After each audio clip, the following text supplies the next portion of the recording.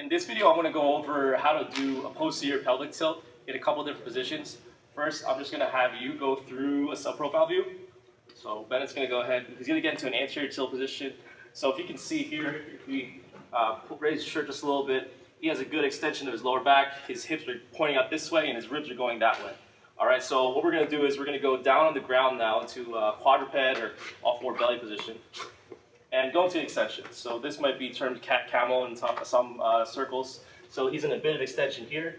And what he's going to do is with his pelvis, he's going to imagine he has a belt buckle on here. He's going to push that belt buckle up towards his nose, or imagining that his belly button is going to draw away from the ground. So if you can see in this position, his shirt, if you can tighten it up, it's the exact opposite. He has a little bit of a flexion here. Pelvis is tilted this way instead of the other way around. So go ahead and do the other opposite. So extension, flexion. All right. Another case what we're going to do is I want to go on the ground. So we're going to go into a supine position. So you're good there. So if you can just lift your shirt just a little bit. So what we're going to look at here is if you can get a little bit closer, let's have your hands behind your head so you can get a little more clearance. So he's in a bit of extension here. He has a lot of wiggle room from the position of his lower back to the actual ground. Now what you're going to do is you can do many different things. We can think of the belt buckle going up to the nose. We can think of the belly button going down to the ground. Do what you got to do in order to get to a lower back position into the ground. So go ahead and do that.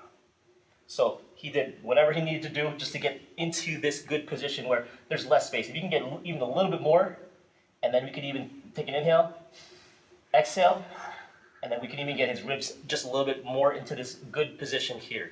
So from this position, if we were going to do a dead bug, for example, so try to do a dead bug in extension. So go ahead. So he can do it in a faulty movement pattern. He's shaking a little bit because it's so difficult, but go into more of a regular pattern. So go ahead. And in this position, he's not an extension. He's actually pushing into the ground.